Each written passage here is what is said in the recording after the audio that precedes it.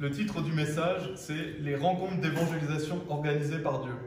Donc on va voir dans un message le fait que Dieu organise des rencontres dans notre vie pour qu'on puisse parler à certaines personnes, qu'on puisse rencontrer certaines personnes. Et je suis sûr que si on prenait du temps entre nous aujourd'hui pour parler de ça, on pourrait parler de ça pendant des heures.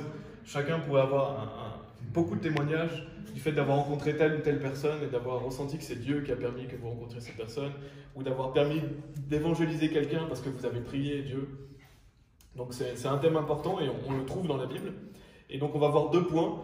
Le premier point, c'est que Dieu répond aux prières et à la recherche des personnes qui sont perdues. Donc Dieu va répondre aux prières des gens qui le recherchent et Dieu va répondre à la recherche de la vérité des personnes qui sont perdues. Par exemple, des personnes qui ont soif de justice, des personnes qui ont soif de paix, qui veulent savoir la vérité, Dieu va leur amener quelqu'un pour écouter la vérité. Et donc on a l'exemple dans Actes chapitre 10, on va faire un survol de l'histoire de Corneille, mais c'est justement un passage qui prouve que Dieu a entendu les prières de Corneille, Dieu a vu que Corneille voulait le servir et Dieu va lui envoyer Pierre. Donc on va lire Actes chapitre 10, versets 1 à 5. Il est dit « Il y avait à Césarée un certain homme appelé Corneille, un centurion de la bande appelée la bande italienne. Un homme dévot et craignant Dieu avec toute sa maison, qui donnait beaucoup d'aumônes au peuple et priait Dieu sans cesse. Il vit clairement dans une vision vers la 9e heure du jour, un ange de Dieu venant à lui et lui disant « Corneille ». Et lorsqu'il le regarda, il eut peur et dit « Qu'est-ce, Seigneur ?» Il lui dit « Tes prières et tes aumônes sont montées comme un mémorial devant Dieu, et maintenant envoie des hommes à Jaffa et appelle un Simon qui est surnommé Pierre. » On voit cette magnifique histoire de Corneille. On peut souligner au verset 2 qu'il est dit un homme dévot. Le mot dévot, ça signifie quelqu'un qui est sincèrement attaché à une religion et à ses pratiques. Donc c'est quelqu'un qui pratiquait une certaine forme de religiosité, qui était pieux, on pourrait dire, si dévot c'est pieux. C'est quelqu'un qui avait des valeurs morales. Il avait des valeurs, et en plus il est dit craignant Dieu avec toute sa maison. Donc il avait une crainte de Dieu. Il n'était pas sauvé, il n'était pas enfant de Dieu, mais il craignait Dieu, il voulait faire ce qui était juste en fait. Il avait vraiment un désir sincère de plaire à Dieu. Malheureusement, il n'était pas dans la vérité. Il n'avait certainement jamais entendu l'évangile, mais il avait ce désir de servir Dieu, il avait ce désir de plaire à Dieu. D'ailleurs, il dit qu'il donnait beaucoup d'aumônes au peuple et priait Dieu sans cesse. Donc on voit qu'il était généreux, c'était un homme généreux qui donnait aux autres et qui priait Dieu. Donc il avait une forme de communication avec Dieu sans être son fils. Il voulait la vérité en fait et il avait un cœur humble. Et on voit au verset 4 qu'il est mentionné, donc l'ange lui parle et lui dit « Tes prières et tes aumônes sont montées comme un mémorial devant Dieu. » Je trouve ça magnifique parce que ça montre que même s'il n'était pas enfant de Dieu, Dieu a écouté ses prières, Dieu a vu ses aumônes. En fait, Dieu voit ce que les gens font, Dieu écoute les personnes. Et donc Dieu a prêté attention à Corneille, même s'il n'était pas son fils. Et on a dans Hébreux chapitre 11, verset 6, qui nous dit « Mais sans la foi, il est impossible de lui plaire », donc en parlant de Dieu, « car celui qui vient à Dieu doit croire qui il est et qu'il est un rémunérateur de ceux qui le cherchent assidûment. » Et j'aime bien ce passage parce que ça montre que Dieu rémunère, c'est-à-dire récompense, tous ceux qui le cherchent assidûment. Et c'était le cas de Corneille. Corneille cherchait Dieu, Dieu l'a récompensé. Comment il a récompensé Corneille? Par le fait qu'il ait pu écouter l'évangile, par le fait que Pierre est venu prêcher l'évangile en personne à Corneille. Donc on voit que Dieu récompense les personnes qui le recherchent parce qu'il veut que ces personnes soient sauvées. Et donc il a permis ici qu'un soul winner vienne évangéliser Corneille. Et on a dans Matthieu chapitre 7 aussi, vous connaissez certainement ces versets, versets 7 et 8, où Jésus nous dit « Demandez et il vous sera donné, cherchez et vous trouverez, frappez et il vous sera ouvert, car quiconque demande reçoit, et celui qui cherche trouve, et à celui qui frappe, il sera ouvert. » Donc Jésus est clair, quiconque cherche va trouver. Donc si quelqu'un cherche la vérité, comme Corneille ici, il va trouver la vérité. Si quelqu'un demande à Dieu la vérité, Dieu va lui montrer la vérité. Bien sûr, il faut lui demander avec sincérité, avec vérité. Et on voit ici que Corneille craignait Dieu, il avait un certain zèle sans la connaissance, et donc Dieu a permis que Pierre prêche l'évangile. Et on a donc au verset 17, on avance dans l'histoire, donc on a la vision de Pierre, Dieu va lui montrer certaines choses. Verset 17, « Or, tandis que Pierre était en lui-même dans le doute sur ce que voulait dire cette vision qu'il avait vue, voici les hommes qui avaient été envoyés par Corneille, parce que Corneille a envoyé des personnes pour aller chercher Pierre, s'étaient informés de la maison de Simon et se tenaient devant la porte. » Et ça aussi, c'est intéressant de souligner le fait que Pierre, il se demande, il est dans le doute, il se dit « Mais qu'est-ce que veut dire cette vision ?» Pile au même moment, il y a des personnes qui sont à sa porte. Donc on voit que Dieu, dans un parfait timing, a organisé les choses. Et ça, c'est fascinant de voir que nous avons le libre arbitre, tout le monde a un libre arbitre, on est responsable de nos actes, mais Dieu agit dans nos vies en respectant notre libre arbitre, Et il fait les choses dans un parfait timing. Et ici, c'est ce qu'il fait. Pierre se demande ce qui se passe. Et ces trois hommes, enfin, il se demande que veut dire cette vision. Et ces trois hommes arrivent au même moment. Verset 19 aussi, il est dit, tandis que Pierre pensait à la vision, l'Esprit lui dit, voici trois hommes qui te cherchent. Donc là, c'est un miracle, bien sûr, parce que le Saint-Esprit parle à Pierre et lui dit, voici, ces trois hommes-là te cherchent. Et c'est pas toujours comme ça dans notre vie, il n'y a pas toujours des choses aussi miraculeuses, on n'a pas des visions. Mais Dieu organise les choses sans qu'on le sache, par exemple le travail qu'on a, par l'endroit où on va aller, les personnes à qui on parle, pour que nous puissions rencontrer des gens qui recherchent Dieu et pour que nous puissions leur prêcher l'Évangile. Et donc Dieu guide les personnes qui veulent marcher avec lui. Si nous voulons marcher avec Dieu et prêcher l'Évangile, Dieu va nous guider vers les personnes qui le recherchent. On a bien sûr l'histoire de l'eunuque aussi, dans Actes chapitre 8, qui montre que Dieu va envoyer Philippe vers l'eunuque pour lui expliquer l'Évangile. Verset 21, donc toujours de Actes chapitre 10, on continue un peu l'histoire, où il est dit « Alors Pierre descendit vers les hommes qui lui avaient été envoyés par Corneille, et dit « Voici, je suis celui que vous cherchez. Quelle est la cause pour laquelle vous êtes venus ?» Et là, on voit que Pierre agit. Donc Pierre n'est pas seulement en train d'écouter Dieu, il agit, et c'est ce qu'on doit faire. Parce que si Dieu nous met dans une situation avec une personne, on doit agir. Et c'est à nous de prêcher l'Évangile, c'est ce que va faire Pierre, il va prêcher l'Évangile, donc à Corneille et sa famille.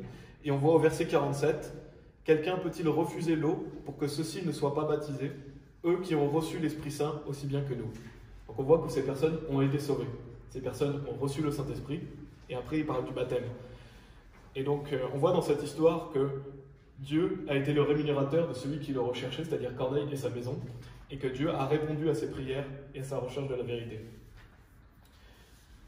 Et à travers cette magnifique histoire, on voit vraiment la grandeur de Dieu, que Dieu agit. On voit son amour aussi pour les personnes, parce que ses prières, ses aumônes sont montées comme un mémorial. Dieu a vu ces choses-là, il prête attention à tout ce que font les hommes. Et Dieu a organisé cette rencontre pour que Corneille et sa famille puissent être sauvés. Bien sûr, après Corneille et sa famille devaient faire un choix. Ils ont fait le choix de croire. Mais Dieu a organisé ces choses. Et j'ai deux exemples pour illustrer cela. C'est des exemples justement plus actuels. Le premier exemple, c'est une histoire qui m'est arrivée. Un jour, j'ai parlé à un jeune homme, un jeune par Messenger, parce qu'en fait, il est arrivé, et il nous a connus, enfin il a connu en Christ et la vie, parce qu'il a répondu à un article qu'on avait fait. C'était un article sur Torben, je ne sais pas si vous connaissez Torben, c'est un faux prophète, qui fait vraiment des dégâts en Europe, qui attire beaucoup de gens, parce qu'il fait... Comment ? Non, non, c'est un Danois. Oui, c'est ça. Un Danois. C'est un Danois. Et il fait beaucoup de miracles, soi-disant miracles, il attire les gens avec ses films, etc. Donc on s'est dit qu'on allait s'appeler, donc je lui ai donné l'évangile par téléphone, enfin par Messenger. Et en fait, il m'a avoué que le matin même, avant de tomber sur cet article, il était tombé à genoux et il avait prié Dieu en criant Dieu de savoir la vérité. Et le jour même, donc, Dieu a permis que je puisse lui parler. Et il a invoqué le nom du Seigneur quand on a parlé. Plus tard, il a rencontré un autre frère. Et j'ai pu vérifier avec lui qu'il était sauvé. Il m'a dit qu'il n'a pas été sauvé le jour où on s'est parlé, qu'il a été sauvé après, qu'il avait compris après. Peut-être qu'il avait besoin de plus de temps. Mais je donne cette histoire pour montrer que voilà, le matin même, ce jeune avait prié Dieu en demandant à Dieu la vérité. Et Dieu lui a montré le jour même. Et donc on voit encore une fois que Dieu est bon et que Dieu avait répondu à sa prière. Ça, c'était le premier exemple. Le deuxième exemple, c'est un frère qui fait de l'évangélisation à Paris. Et il est sorti un soir, la nuit, et il n'était pas censé sortir, il est sorti ce soir-là, il sentait qu'il devait sortir. Et il a rencontré une femme asiatique à qui il a prêché tout l'évangile. Et cette femme lui a avoué aussi que le soir même, juste avant qu'il arrive, elle regardait la lune en se demandant si Dieu existait. Elle avait cette question, voilà, est-ce que Dieu existe ? Et quelques minutes après, il est arrivé et il a prêché l'évangile à cette femme. Et donc on voit encore une fois que Dieu répond à ceux qui veulent savoir la vérité. Que ce soit des personnes qui prient, que ce soit des personnes qui ont soif de justice, Dieu répond. Donc ça, c'est le premier point. Le deuxième point, c'est que Dieu répond à nos prières aussi, pour les personnes perdues. Donc Dieu répond aux prières des personnes perdues et des personnes qui recherchent, mais Dieu répond à nos prières aussi. Quand on prie pour un membre de notre famille, ou quand on prie pour quelqu'un qu'on rencontre, Dieu va permettre telle ou telle situation afin qu'on puisse parler de l'Évangile. Et donc si nous prions pour des proches ou des personnes que nous rencontrons, alors il va y avoir telle ou telle situation qui va se mettre en place. Et bien sûr, le point 1 et le point 2 sont combinés, c'est-à-dire que vous pouvez prier pour quelqu'un, par exemple, vous rencontrez quelqu'un à votre travail, vous priez pour cette personne pour lui donner l'évangile, mais cette personne aussi avait prié pour savoir la vérité, donc Dieu fait en sorte que vous puissiez vous rencontrer. Parce que Dieu agit avec une intelligence qui nous dépasse, et on a beaucoup de versets qui parlent de l'intelligence de Dieu. notamment Psaume 147, verset 5, qui nous dit « Grand est notre Seigneur, et d'un grand pouvoir, sa compréhension est infinie. » Donc la compréhension de Dieu, l'intelligence de Dieu, elle est infinie, elle n'a pas de limite.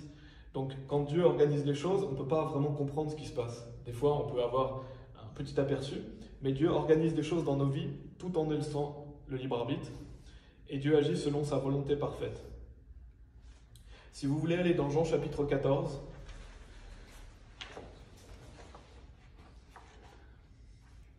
Jean chapitre 14, qui nous dit des versets 12 à 14, donc c'est Jésus qui parle, et qui sont vraiment des beaux versets aussi. Jésus nous dit « En vérité, je vous dis, celui qui croit en moi », donc là il parle à des personnes sauvées, des personnes qui croient en lui, « il fera aussi les œuvres que je fais, et il fera de plus grandes œuvres que celles-ci, parce que je vais vers mon Père. Et quoi que vous demandiez en mon nom, cela je le ferai, afin que le Père puisse être glorifié dans le Fils. Si vous demandez quelque chose en mon nom, je le ferai. » Donc ici on a la promesse que Jésus répond à nos prières. Donc lorsque l'on prie le Père au nom de Jésus-Christ, Jésus-Christ nous entend et il nous dit « Et quoi que vous demandiez en mon nom, cela je le ferai. » Bien sûr, il le fait selon sa volonté, il faut prier selon la volonté de Dieu, mais Jésus promet qu'il va répondre à nos prières d'une manière ou d'une autre. Des fois, bien sûr, la réponse peut être non, mais Dieu écoute nos prières. Et en plus, il mentionne les œuvres. C'est intéressant de souligner les œuvres, parce qu'on va y revenir dans Jean chapitre 15. Et donc, on voit ici dans ce passage que Dieu est attentif à nous, qui prend soin de nous et qui nous écoute. Des fois, on peut douter, on est humain, mais Dieu écoute vraiment, il est vraiment attentif à nous. Il nous aime. Dans Jean chapitre 15, donc un tout petit peu plus loin, on a les versets 7 et 8. Jean chapitre 15, versets 7 et 8, qui nous dit « Si vous demeurez en moi et que mes paroles demeurent en vous, vous demanderez ce que vous voudrez et cela vous sera fait. En ceci, mon Père est glorifié, que vous portiez beaucoup de fruits, ainsi vous serez mes disciples. » Donc dans ce passage, Jésus parle beaucoup du fait de porter du fruit, qu'on ne peut pas porter du fruit sans lui, qu'on doit demeurer en lui. Et on voit donc deux conditions ici dans le verset 7. Il dit « Si vous demeurez en moi et que mes paroles demeurent en vous, vous demanderez ce que vous voudrez et cela vous sera fait. » Donc c'est des choses qu'on doit vraiment comprendre et mettre en pratique. Demeurer en lui et que ses paroles demeurent en nous. Parce que comme ça, Dieu nous dit qu'il vous demanderez ce que vous voudrez et cela vous sera fait. Et donc le fait de demeurer en Jésus-Christ, qu'est-ce que c'est que demeurer en Jésus-Christ? C'est marcher avec lui, c'est marcher par l'Esprit. Si vous marchez par l'Esprit, vous demeurez en Jésus. Et au verset 5, il dit « Je suis la vigne, vous êtes les branches. Celui qui demeure en moi et moi en lui, celui-là porte beaucoup de fruits, car sans moi, vous ne pouvez rien faire. » Donc il y a quelque chose qui est beaucoup attaché au fait de demeurer en Jésus, c'est le fait de lui porter beaucoup de fruits. Si vous demeurez en Jésus, vous portez beaucoup de fruits. Parce que si vous demeurez en lui, Dieu va vous utiliser par l'Esprit et vous pourrez aller évangéliser et porter du fruit pour lui. Donc ça, quand Jésus dit « demeurer en moi », il parle du fait qu'il faut aller lui porter du fruit. Et au verset 10, il dit aussi « Si vous gardez mes commandements, vous demeurez dans mon amour ». Donc le fait de demeurer en Christ, c'est aussi garder les commandements de Jésus-Christ. Donc quand il dit au verset 7 « Si vous demeurez en moi », ça inclut le fait de porter du fruit à Dieu, ça inclut le fait de garder les commandements de Jésus-Christ. Et donc ça, c'est la première condition qu'il donne au verset 7. Si vous demeurez en moi. L'autre, c'est « et que mes paroles demeurent en vous ». Celui-là est encore plus simple à comprendre. Les paroles de Jésus qui demeurent en nous, c'est le fait qu'on lise la Bible, qu'on intègre la Bible, qu'on la mette en pratique, qu'on médite les choses de Dieu. Et donc, si on demeure en Christ et qu'on garde ses paroles en lui, alors il dit « vous demanderez ce que vous voudrez et cela vous sera fait ». Parce que ça glorifie le Père. Si vous portez du fruit à Jésus, si vous marchez avec lui, vous glorifiez Dieu. Et il y a quelque chose d'important aussi à jamais oublier, c'est que Dieu, il veut encore plus que vous, que les personnes soient sauvées. C'est-à-dire que si vous voulez que quelqu'un soit sauvé, Dieu, il le veut encore plus que vous. Il aime encore plus la personne que vous. Même si vous aimez quelqu'un très fort, Dieu l'aime encore plus, parce que Dieu est infini, Dieu est amour. Donc quand vous priez Dieu pour que quelqu'un soit sauvé, dites-vous que Dieu veut encore plus que cette personne soit sauvée. Peut-être que ce n'est pas le bon moment, peut-être qu'il faut attendre que certaines situations arrivent dans la vie de cette personne. Peut-être que cette personne malheureusement choisit de ne pas croire, mais Dieu voudra encore plus que vous cela. Donc c'est pour ça qu'il va organiser les choses pour vous et pour ces personnes. On va aller dans 1 Jean chapitre 5 aussi. 1 Jean chapitre 5, au verset 14 et 15. Donc il nous parle toujours, là on est dans le deuxième point, Dieu va organiser des rencontres ou Dieu va organiser des situations avec les personnes pour qui vous priez. Ou par exemple aussi, un point que j'ai oublié de souligner, quand vous allez évangéliser et que vous priez avant pour rencontrer des personnes réceptives, Dieu va vous diriger vers des personnes réceptives. Ou Dieu va faire en sorte que ces personnes viennent à vous. Et donc, dans ce deuxième point, il est dit aussi dans 1 Jean chapitre 5, versets 14 et 15, « Et ceci est l'assurance que nous avons en lui, que si nous demandons quoi que ce soit selon sa volonté, il nous entend. Et si nous savons qu'il nous entend, quoi que nous demandions, nous savons que nous obtenons les requêtes que nous désirons de lui. » Donc ça, c'est des merveilleuses promesses. Dieu nous dit que si on demande selon sa volonté, il nous entend, et donc on recevra les choses qu'on veut de lui.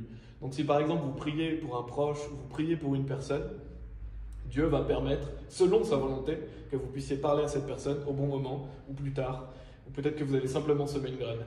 Mais Dieu va vous utiliser dans ce sens-là. Et donc pour illustrer ce deuxième point, donc le premier point qu'on a vu, c'est le fait que Dieu permet que vous rencontriez des personnes qui ont prié ou qui veulent savoir la vérité. Le deuxième point, c'est que Dieu permet que vous parliez à des gens pour qui vous avez prié. Ou alors, il peut aussi permettre à des gens pour qui vous avez prié de rencontrer quelqu'un d'autre ou d'écouter une vidéo, ou quelle que soit la manière, Dieu permettra à cette personne d'écouter l'évangile. Et pour illustrer ce point, donc j'ai illustré l'autre point avec deux exemples. Je vais donner un exemple qui nous est arrivé cette semaine, c'était mercredi. On a déménagé mercredi, et malheureusement, quand on avait chargé la voiture, on était prêt à partir, et quand on a pris la montée dans les montagnes, là, on est resté bloqué. Et donc j'ai essayé de forcer, on est resté bloqué dans la neige, donc la voiture s'est retrouvée l'arrière sur le mur, et donc je ne pouvais plus bouger. Et bien sûr, comme par hasard, il y avait le voisin qui était là dehors, avec ses chiens, parce que c'est un monsieur qui fait du chien de traîneau. Et il avait sa lampe frontale, et il a regardé au même moment, il a dit « Ah, vous avez besoin d'aide, j'arrive ». Et donc il est arrivé, il a tout installé sur son pick-up pour pouvoir tirer la voiture, et donc il a tiré la voiture. Et donc on en a réussi à sortir, etc.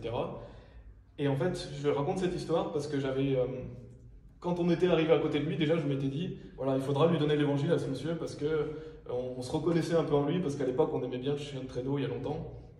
On voulait vivre isolé, on sentait qu'il était isolé, qu'il n'aimait pas forcément ce monde, qu'il voulait vivre avec ses chiens, etc. Donc je m'étais dit, il faut que je trouve un moment pour l'évangéliser. Malheureusement, je n'ai pas pris ce moment. Et même à la fin, je me disais, il faut que j'aille leur parler, mais j'étais fatigué, je ne l'ai pas fait. Et Dieu a permis au dernier moment que ça puisse se produire, par une situation qu'on n'aurait pas imaginée. Mais j'ai pu lui parler un peu, pendant justement il nous aidait. J'ai pu lui donner Jean 3,16, j'ai pu lui expliquer un peu l'évangile, lui donner une carte, etc. Et c'est pour montrer encore une fois que Dieu a répondu à mes prières, peut-être a répondu aux prières de ce monsieur. Dieu a permis que je puisse lui parler d'une manière que je n'aurais pas attendue, mais Dieu a voulu que je lui parle parce que c'est arrivé au dernier moment. Si on était parti, j'aurais peut-être pas pu lui parler. Donc, lorsque vous priez Dieu, bien sûr, il faut prier Dieu, et Dieu est miséricorde, Dieu est compassion, mais lorsque vous priez Dieu et que vous priez pour parler à quelqu'un, si vous avez une occasion, faites-le. Parce que ça peut arriver dans une situation où justement, c'est pas forcément l'idéal, mais vous avez prié pour ça, donc Dieu va répondre à votre prière. Et le plan de Dieu nous dépasse parce que Dieu est tout-puissant, il a un regard différent de nous, parce que sur le coup, on n'était pas bien, mais quand on regarde avec le recul, tant mieux que ce soit arrivé, parce qu'on n'aurait pas pu lui parler sinon. Mais on voit encore une fois, à travers cette histoire, ça a renforcé notre foi, et ça montre que Dieu a écouté les prières, et que Dieu voulait qu'on parle à cette personne. Et quand vous priez pour quelqu'un, saisissez les occasions quand vous en avez pour parler. Donc là, on a vu en 2 points. Donc Dieu organise des rencontres d'évangélisation en réponse aux personnes et en réponse à nos prières. Et je donne ce message, mais bien sûr, Dieu veut que tous les hommes soient sauvés. C'est-à-dire qu'on doit prêcher l'évangile à tout le monde. On ne doit pas seulement prêcher l'évangile en se disant, voilà, cette personne, je sens que c'est Dieu qui me l'a amenée et que celle-là à qui je parle. Non, on doit aller prêcher l'évangile à tout le monde. Et à travers cela, Dieu organisera les choses et Dieu permettra qu'on rencontre des personnes. On va terminer, on va aller dans 1 Thessaloniciens chapitre 2. On va lire les versets 19 et 20.